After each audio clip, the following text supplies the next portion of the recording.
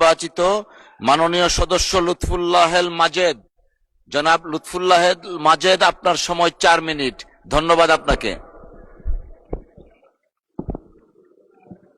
বিসমিল্লাহির রহমানির রহিম।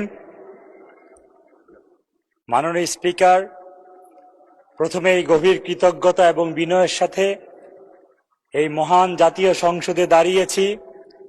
জীবনে প্রথম কথা বলার সুযোগ পেয়েছি, তাই আপনার প্রতি কৃতজ্ঞতা এবং আপনাকে ধন্যবাদ জানাই। মাননীয় স্পিকার, এই রক্তস্নাত মহান সংসদে দাঁড়িয়ে কথা বলার মুহূর্ত আমার জন্য গর্বের, আমার জন্য দায়িত্বের এবং অঙ্গীকারের। তাই ময়মনসিংহের ঈশ্বরগঞ্জের যারা দলমত নির্বিশেষে আমাকে মনোনীত করেছে, ভোট দিয়েছে, আমি তাদের প্রতিও কৃতজ্ঞতা জানাই এবং তাদেরকেও ধন্যবাদ জানাই। মাননীয় স্পিকার, আমরা যারা বাংলাদেশ জাতীয়তাবাদী দল থেকে মনোনয়ন পেয়ে এই নির্বাচনটি করেছি, আমাদের জন্য এই নির্বাচনটি সহজ ছিল না। আমরা গত 17 বছর ফ্যাসিস্টের দ্বারা নির্যাতিত হয়েছি, আর 5ই আগস্টের পরে আমরা সবচেয়ে বেশি নির্যাতিত হয়েছি 3টি শব্দ দ্বারা: মিস ইনফরমেশন, ম্যাল ইনফরমেশন, ডিসইনফরমেশন আর কৃত্রিম বুদ্ধিমত্তার অপপ্রয়োগ তো মাননীয় স্পিকার আছেই। আমরা নির্বাচনের সময় বিভিন্ন বাজারে গিয়েছি, আমরা জিজ্ঞেস করেছি কে চাঁদা দিয়েছেন, কে চাঁদা নিয়েছেন। মাননীয় স্পিকার, 2-1টি বিচ্ছিন্ন ঘটনা হয়তো থাকতেও পারে, কিন্তু কেউ চাঁদা দেয়নি, কেউ চাঁদা নেয়নি, কিন্তু শুনেছে মাননীয় স্পিকার। আমরা এই স্বাধীন বাংলাদেশে একজন মা যখন তার বাচ্চার ভর্তির ইনফরমেশন নিতে আমরা গিয়েছে স্কুলে, আমরা দেখেছি কি নির্মম জিনিস, তাকে আমরা ছেলে ধরা বলে পিটিয়ে হত্যা করেছি। এই 5ই আগস্টের পরে আমরা কি দেখেছি মাননীয় স্পিকার? দীপু চন্দ্র দাসকে তার ওয়ার্ক প্লেস থেকে রিজাইন করে আমরা উন্মত্ত জনতার হাতে দিয়ে দিয়েছি এবং পিটিয়ে তাকে হত্যা করা হয়েছে। এই বাংলাদেশ কিন্তু আমরা চাইনি মাননীয় স্পিকার।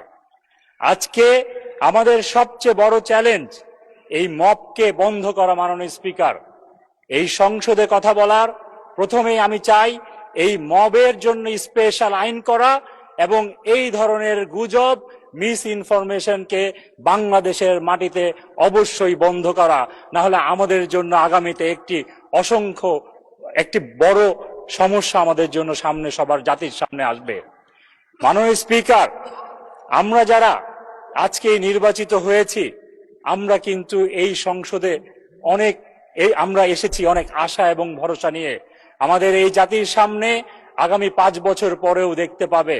আমরা এই সংসদে, আপনারা আমাদের আসার আগে একটি ট্রেনিং এর ব্যবস্থা করেছিলেন, সেই ট্রেনিংটি কিন্তু আমাদের অনেক কাজে লেগেছে।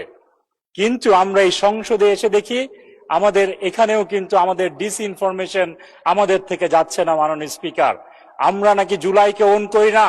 আমাকে 28 জুলাই বাসা থেকে নিয়ে গিয়ে 7 দিন গুম করে আমরা যখন জেলখানায় ছিলাম, আমাদের অনেক বন্ধুরাই জেলখানায় ছিল। আমরা বাংলাদেশ জাতীয়তাবাদী দলের কতজন লোক ওই জেলখানায় ছিলাম সেটাই প্রমাণ করে জুলাই আমাদের না, জুলাই আমাদের না। মাননীয় স্পিকার, আমরা আজকে জাতির সামনে যে পরীক্ষা দিচ্ছি, সেই পরীক্ষা কিন্তু মাননীয় স্পিকার আমাদেরকে এই জাতি এই রক্তস্নাত সংসদে অনেক আশা নিয়ে পাঠিয়েছে। মাননীয় স্পিকার, আমাকে মাননীয় স্পিকার 2 মিনিট বাড়িয়ে দিবেন।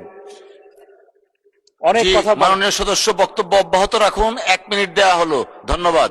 মাননীয় স্পিকার, আজকে আমি একটি কথা বলতে চাই। মাননীয় স্পিকার, ব্রিটিশ কবি জেফ্রি চসার 1382 খ্রিস্টাব্দে একটি কবিতা লিখেছিলেন, দ্য পার্লামেন্ট অফ ফাউলস।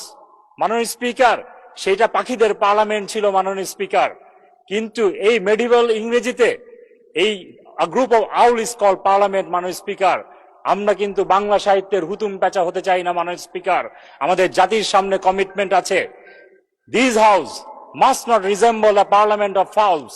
মাননীয় স্পিকার, এই পার্লামেন্ট হোক ঐক্যের, এই পার্লামেন্ট যেন ডিভাইডেড না হয়, যেখানে একটি স্লিপ অফ টাং যেন বাইরে একটি ফটো কার্ডের মাধ্যমে আমাদের সবার এই 300 সংসদ সদস্য আমরা কমিটেড, আমাদের যাতে চরিত্র হরণ আর এইভাবে না হয়। মাননীয় স্পিকার, একজন সংসদ সদস্য যখন শপথ নিবে, এই সংবিধান আমাদের কিছুটা পড়ার সুযোগ হয়েছিল মাননীয় স্পিকার। এই যে রাষ্ট্রের মূল ভিত্তি, যেটা আমি চ্যাপ্টার 2 তে দেখেছি, একটি প্রজাতন্ত্রে অবশ্যই মানব